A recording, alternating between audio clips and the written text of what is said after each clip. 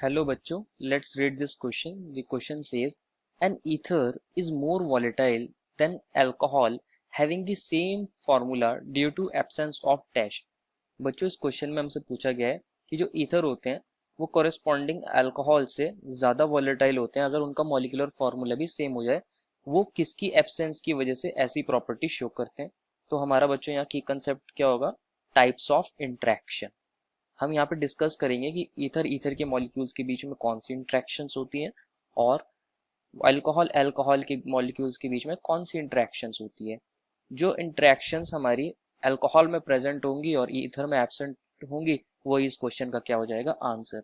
तो first of all मैं ether को डिस्कस करता हूँ। ईथर के लिए मैं एग्जाम्पल ले रहा हूँ CH3O CH3। अगर आप यहाँ देखोगे तो ऑक्सीजन क्या होती है? Slight negative. और जो हमारा कार्बन है कंपैरेटिवली स्लाइट पॉजिटिव होता है। अगर मैं किसी और ईथर की बात करूं, मतलब किसी और ईथर मॉलिक्यूल की, तो मैं ऐसे मान सकता हूँ कि यहाँ पे स्लाइट पॉजिटिव है, यहाँ अगेन OCH3 और यहाँ OCH3, यहाँ स्लाइट नेगेटिव चार्ज और यहाँ स्लाइट पॉजिटिव चार्ज। तो ईथर ईथर के बीच में क्या हो सकता है बच्चों? यहाँ डाइपोल इंट्रैक्शंस हो सकती हैं। डाइपोल डाइपोल इंट्रैक्शंस हम ऐसा बोल सकते हैं, इंट्रैक्शंस। और जो ये डाइपोल डाइपोल इंट्रैक्शंस होती है ये वेंडरवॉल फोर्सेस से तो स्ट्रांग होती हैं बट कंपैरेटिवली वीकर होती हैं। वहीं मैं बात करूं कोरेस्पॉन्डिंग अल्कोहल की जिसका मॉलिक्यूलर फार्मूला बिल्कुल हमारे ईथर जैसा ही हो या कोरेस्पॉन्डिंग मास भी सेम ही हो, तो ये क्या हो जाएगा? CH3CH2OH, that is are ethanol. और एक और अल्कोहल ले लेते हैं हम, यहाँ O ले लेते हैं और यहाँ हाइड्रोजन ले लेते हैं और यहाँ CH2CH3। अगर आप इन दोनों अल्कोहल को देखोगे तो यहाँ ऑक्सीजन पे स्लाइट नेगेटिव चार्ज है एंड हाइड्रोजन पे स्लाइट पॉजिटिव चार्ज। सिमिलरली इस वाले ऑक्सीजन पे स्लाइट नेगेटिव चार्ज और यहाँ स्लाइट पॉजिटिव चार्ज। तो होता क्या है बच्चों? यहाँ पर हाइड्रोजन और ऑक्सीजन के बीच में कौन सी फोर्सेज लगती है? हाइड्रोजन बॉन्डिंग लगती है।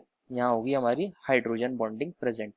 हाइड्रोजन बॉन्डिंग जो होती है वो स्ट्रॉन्गर होती है, जिसकी वजह से इनके बीच की इंट्रैक्शंस को ओवरकम करने के लिए ज्यादा एनर्जी देनी पड़ती है। लेकिन जो डाइपोल डाइपोल इंट्रैक्शंस होती है वो वीक होती है, इसलिए इनकी ओवरकम करने के लिए इंट्रैक्शन को हमें एनर्जी कम सप्लाई करनी पड़ेगी। तो ये वॉलेटाइल ज्यादा होते हैं। वॉलेटाइल इनकी कैसी होती है? वॉलेटिलिटी हाई होती है, बट वो लेस वॉलेटाइल होते हैं, या हम कह सकते हैं लेस वॉलेटाइल। तो क्या रीजन है कि हमारा जो ईथर है वो ज्यादा वॉलेटाइल है as compare to corresponding alcohols? तो इसका आंसर क्या हो जाएगा? Hydrogen bonding.